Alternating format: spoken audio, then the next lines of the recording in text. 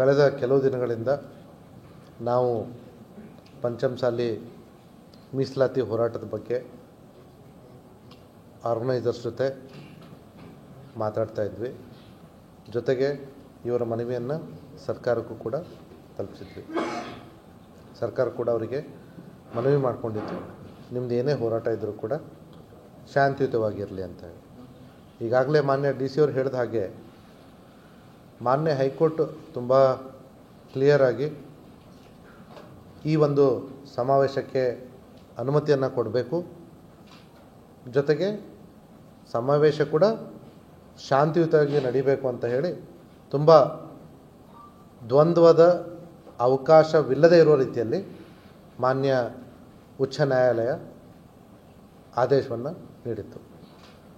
ಆ ಆದೇಶಕ್ಕೆ ಪಾಲನೆಯಾಗಿ ನಮ್ಮ ಜಿಲ್ಲಾಡಳಿತ ಅವರಿಗೆ ಪರ್ಮಿಷನ್ ಕೊಟ್ಟು, ಯಾಕಂತಂದರೆ ಅವರು ತುಂಬ ಸ್ವಇಚ್ಛೆಯಿಂದ ಅಲ್ಲಿ ಮಾನ್ಯ ನ್ಯಾಯಾಲಯಕ್ಕೂ ಕೂಡ ಹೇಳಿಕೆ ಕೊಟ್ಟಿದ್ದರು, ನಾವು ಇದನ್ನು ಪೀಸ್ಫುಲ್ಲಾಗಿ ಮಾಡ್ತೀವಿ ಅಂತ ಹೇಳಿ. ಮಾನ್ಯ ನ್ಯಾಯಾಲಯದ ಆದೇಶ ಮತ್ತು ಮಾನ್ಯ ನ್ಯಾಯಾಲಯದ ಮುಂದೆ ಇವರು ಕೊಟ್ಟಂಥ ಅಶ್ಯೂರೆನ್ಸ್ ಪೀಸ್ಫುಲ್ಲಿ ಮಾಡ್ತೀವಿ ಅನ್ನೋದ್ರ ಮೇಲೆ, ಜೊತೆಗೆ ಮಾನ್ಯ ನ್ಯಾಯಾಲಯ ನಮಗೆ ಆದೇಶ ಕೂಡ ಕೊಡ್ತು, ಇವರಿಗೆ ಅಲೋ ಮಾಡಬೇಕು ಮತ್ತು ಅವರು ಕಾನೂನು ಭಂಗ ಮಾಡದೇ ಇರೋ ರೀತಿಯಲ್ಲಿ ಕ್ರಮವನ್ನು ಕೂಡ ತಗೊಳ್ಬೇಕು ಅಂತ ಹೇಳಿ. ಹೀಗಾಗಿ ಜಿಲ್ಲಾಡಳಿತದಿಂದ ಸಮಾವೇಶಕ್ಕೆ ಏನು ಅನುಕೂಲ ಮಾಡಬೇಕು ಅದನ್ನೂ ಮಾಡಿಕೊಟ್ವಿ. ಡೆಸಿಗ್ನೇಟೆಡ್ ಪ್ಲೇಸ್ ಅಂತ ಹೇಳಿದ್ರು, ಸೊ ಡೆಸಿಗ್ನೇಟೆಡ್ ಪ್ಲೇಸ್ ಕೂಡ ಕೊಟ್ವಿ. ಸಫಿಷಿಯೆಂಟ್ ಫೋರ್ಸನ್ನು ಹಾಕ್ಕೊಳ್ಳಿ ಅಂತಂದರು, ಸಫಿಷಿಯೆಂಟ್ ಫೋರ್ಸನ್ನು ಕೂಡ ಹಾಕ್ಕೊಂಡ್ವಿ. ಮಾನ್ಯ ನ್ಯಾಯಾಲಯದ ಆದೇಶದ ಪ್ರತಿಯನ್ನು ಕೂಡ ಅವರಿಗೆ ಕೊಟ್ವಿ. ಇನ್ಫ್ಯಾಕ್ಟ್ ನಾವು ಕೊಡೋ ಪ್ರಮೇಯ ಬರಲ್ಲ, ಯಾಕಂತಂದರೆ ಮಾನ್ಯ ನ್ಯಾಯಾಲಯಕ್ಕೆ ಅರ್ಜಿಯನ್ನು ಹಾಕ್ಕೊಂಡವರೇ ಕೂಡ ಅವರು. ಆದಾಗ್ಯೂ ಕೂಡ ಮಾನ್ಯ ನ್ಯಾಯಾಲಯದ ಆದೇಶ ಪ್ರತಿಯನ್ನು ಕೂಡ ಅವರಿಗೆ ಕೊಟ್ಟು, ತಾವು ಈಗಾಗಲೇ ಒಪ್ಕೊಂಡಿದ್ದೀರಿ ಸಮಾವೇಶವನ್ನು ಶಾಂತಿಯುತವಾಗಿ ಮಾಡ್ತೀವಿ ಅಂತ ಹೇಳಿ, ಮತ್ತು ಮಾನ್ಯ ನ್ಯಾಯಾಲಯ ಕೂಡ ತಾವು ಶಾಂತಿಯುತವಾಗಿ ಮಾಡಬೇಕು ಅಂತ ಆದೇಶ ಮಾಡಿದೆ. ಹಾಗಾಗಿ ತಾವು ದಯವಿಟ್ಟು ಶಾಂತಿಯುತವಾಗಿ ಮಾಡಬೇಕು. ನಾವು ಮಾನ್ಯ ನ್ಯಾಯಾಲಯದ ಆದೇಶವನ್ನು ನಾವು ಪಾಲನೆ ಮಾಡ್ತಾಯಿದ್ದೀವಿ. ತಮಗೆ ಸಮಾವೇಶಕ್ಕೆ ಏನು ಬೇಕೋ ಅದನ್ನು ಅನುಕೂಲ ಮಾಡಿಕೊಟ್ಟು ಮತ್ತು ಸಮಾವೇಶಕ್ಕೆ ಸೂಕ್ತವಾದ ಬಂದೋಬಸ್ತನ್ನು ಕೊಟ್ಟು, ಇಷ್ಟೆಲ್ಲ ಮಾಡಿದ ಮೇಲೆ ತಾವು ಕೂಡ ಅಲ್ಲಿದ್ರಿ, ನಾವು ಕೂಡ ಅಲ್ಲಿದ್ವಿ. ಅವರಿಗೆ ಅನುಕೂಲ ಆಗಲಿ ಅಂತ ಹೇಳಿ ಅವರಿಗೆ ಪಾರ್ಕಿಂಗ್ ವ್ಯವಸ್ಥೆಯನ್ನು ಮಾಡಿಕೊಟ್ಟು, ಬೆಳಗ್ಗೆ 5 ಗಂಟೆಯಿಂದನೇ ಎಲ್ಲೆಲ್ಲಿ ಕಡೆಯಿಂದ ಏನೇನು ಬರ್ತಾಯಿದ್ದಾರೆ ಅಂಥೇಳಿ ಅವರಿಗೆಲ್ಲ ಅನುಕೂಲ ಮಾಡಿಕೊಟ್ಟಿದ್ವಿ. ಕಳೆದ ರಾತ್ರಿ 10 ಗಂಟೆಯಿಂದನೇ ನಮ್ಮ ಬಂದೋಬಸ್ತ್ ಶುರುವಾಗಿತ್ತು, ಅಕ್ಕಪಕ್ಕದ ಜಿಲ್ಲೆಗಳಲ್ಲೂ ಕೂಡ ಸೇರಿಸಿ. ಬೆಳಗ್ಗೆಯಿಂದ ಎಷ್ಟು ಜನ ಬಂದಿದ್ದಾರೆ ಅಂತ ಹೇಳ್ಕೊಂಡ್ಬಿಟ್ಟು ಅವರಿಗೆ ಯಾವಾಗ ಜನರು ಜಾಸ್ತಿ ಆದರೂ ಅವರಿಗೆ ಹೆಚ್ಚಿನ ಶೌಚಾಲಯದ ವ್ಯವಸ್ಥೆನೂ ಕೂಡ, ಮತ್ತು ಕುಡಿಯೋ ನೀರಿನ ವ್ಯವಸ್ಥೆ ತುಂಬ ಇಂಪಾರ್ಟೆಂಟು. ವಯಸ್ಸಾದವರು, ಹೆಣ್ಮಕ್ಳು, ಮಕ್ಕಳು ಎಲ್ಲರೂ ಕೂಡ ಬಂದಿದ್ದರು. ಸೊ ಅವರಿಗೆಲ್ಲ ವ್ಯವಸ್ಥೆಯನ್ನು ಮಾಡಿಕೊಟ್ಟು ಸತತವಾಗಿ ಅವರಿಗೆ ನಾವು ಕಮ್ಯುನಿಕೇಷನಲ್ಲಿದ್ವಿ. ಆದರೆ ಅವರು ಈ ಮಾನ್ಯ ಉಚ್ಚ ನ್ಯಾಯಾಲಯದ ನಿರ್ದೇಶನಗಳನ್ನ ಮೀರಿ ಅವರು ಬಂದುಬಿಟ್ಟು ರಾಷ್ಟ್ರೀಯ ಹೆದ್ದಾರಿ ಮೇಲೆ ಕೂತ್ಕೊಂಡ್ರು.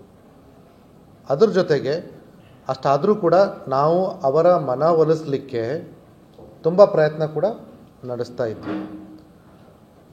ಅವರು ಮನವೊಲಿಸಲಿಕ್ಕೆ ಸ್ವಲ್ಪ ಸಮಯ ಆಗ್ಬೋದು ಅಂತ ಗೊತ್ತಿದ್ದು ನಾವು ನಮ್ಮ MK ಹುಬ್ಬಳ್ಳಿಯಿಂದ ಮತ್ತು ನಮ್ಮ ಕಿತ್ತೂರಿಂದ ಈ ಕಡೆ ಕೊಲ್ಹಾಪುರ ಕಡೆ ರಸ್ತೆಯಲ್ಲಿ ಹತ್ತರ್ಗಿಯಿಂದ ಮತ್ತು ನಿಪ್ಪಾಣಿ ಕಡೆಯಿಂದನೇ ಬೇರೆ ಬೇರೆ ಬದಲಿ ಮಾರ್ಗಗಳ ನಿಯೋಜನೆಯನ್ನು ನಾವು ಮುಂಚೆ ಮಾಡ್ಕೊಂಡಿದ್ವಿ, ಅದನ್ನು ಎಕ್ಸಿಕ್ಯೂಟ್ ಕೂಡ ಮಾಡಿದ್ವಿ.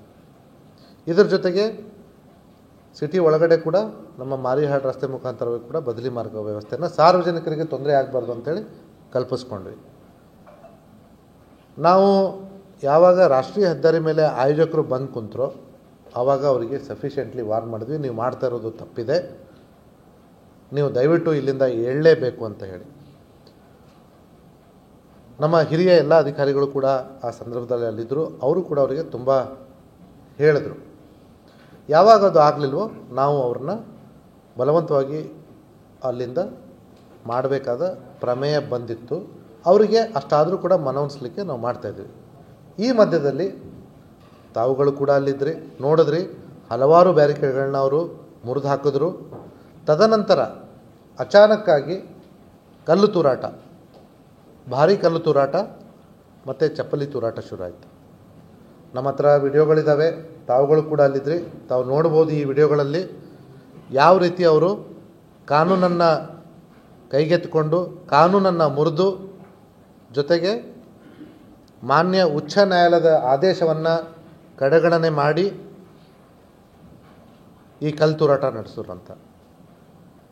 ಇಷ್ಟೆಲ್ಲ ಆದಮೇಲೆ ನಾವು ಸಾರ್ವಜನಿಕರ ಹಿತಾಸಕ್ತಿಗೋಸ್ಕರ ಮತ್ತು ಪಬ್ಲಿಕ್ ಪ್ರಾಪರ್ಟಿ ಮತ್ತು ಪಬ್ಲಿಕ್ ಲೈಫನ್ನು ಉಳಿಸ್ಕೊಳ್ಳೋಕ್ಕೋಸ್ಕರ ನಮ್ಮ ಅವಶ್ಯಕತೆಗೆ ಅನುಗುಣವಾಗಿ ಮಿನಿಮಮ್ ಬಲ ಪ್ರಯೋಗ ಮಾಡಲಿಲ್ಲ ಅಂತಂದರೆ ನಾವು ಮಾನ್ಯ ಉಚ್ಚ ನ್ಯಾಯಾಲಯದ ಆದೇಶವನ್ನು ಉಲ್ಲಂಘನೆ ಮಾಡ್ದಂಗೆ ಆಗ್ತಾಯಿತ್ತು. ಯಾಕಂದರೆ ಅವರು ನಮಗೆ ಡೈರೆಕ್ಷನ್ ಕೊಟ್ಟಿದ್ದರು, ಜಿಲ್ಲಾಡಳಿತ ಹಾಗೂ ಪೊಲೀಸ್ನವರು, to maintain law and order ಏನು ಬೇಕೋ ಅದನ್ನು ಸಫಿಷಿಯೆಂಟ್ ಕ್ರಮ ತಗೊಳ್ಬೇಕು ಅಂತ ಹೇಳಿ.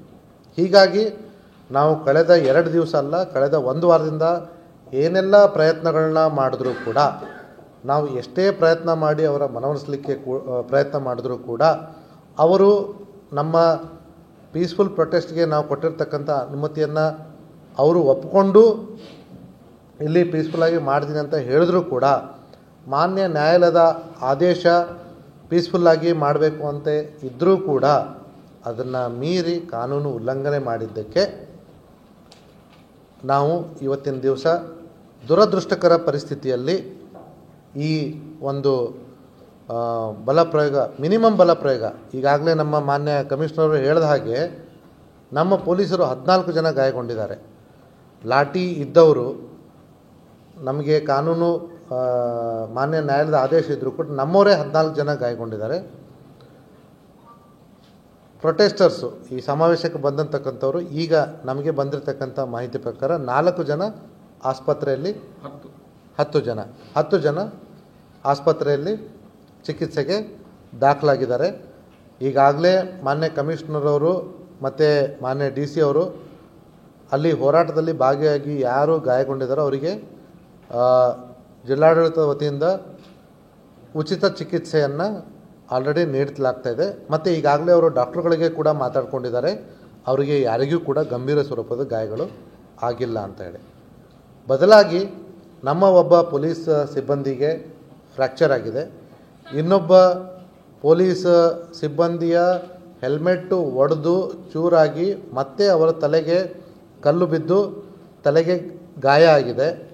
ಹಾಗಾಗಿ ಅವರಿಗೆ ಈಗ CT ಸ್ಕ್ಯಾನ್ಗೆ ಕಳಿಸ್ತಾ ಇದ್ದೀವಿ. ಮತ್ತಿಷ್ಟು ಸಿಬ್ಬಂದಿಗಳಿಗೆ ಹೊರ ಗಾಯಗಳಾಗಿದ್ದಾವೆ ಮತ್ತು ಹಿರಿಯ ಅಧಿಕಾರಿಗಳಿಗೂ ಕೂಡ ಕೆಲವೊಂದು ಸಣ್ಣ ಪುಟ್ಟ ಗಾಯಗಳು ಆಗಿರ್ತಕ್ಕಂಥದ್ದು ಇಲ್ಲಿವರೆಗೂ ಕಂಡು ಬಂದಿರತಕ್ಕಂಥ ಅಂಶ.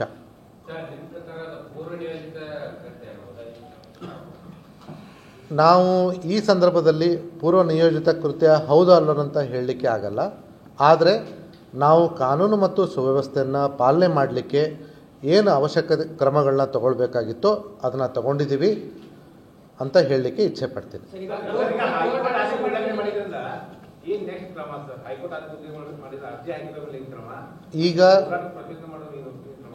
ಈಗ ತಾವು ಹೇಳಿದ ಹಾಗೆ ಮಾನ್ಯ ಉಚ್ಚ ನ್ಯಾಯಾಲಯದ ಆದೇಶ ಉಲ್ಲಂಘನೆ ಆಗಿರೋದ್ರಿಂದ ಮಾನ್ಯ ಉಚ್ಚ ನ್ಯಾಯಾಲಯದ ಗಮನಕ್ಕೆ ನಾವು ಈ ವಿಚಾರವನ್ನು ಅವ್ರ ಗಮನಕ್ಕೆ ತರ್ತೀವಿ. ಇದರ ಮೇಲೆ ಹೆಚ್ಚಿನ ಕ್ರಮವನ್ನು ಮಾನ್ಯ ನ್ಯಾಯಾಲಯ ನಿರ್ಧರಿಸಿ.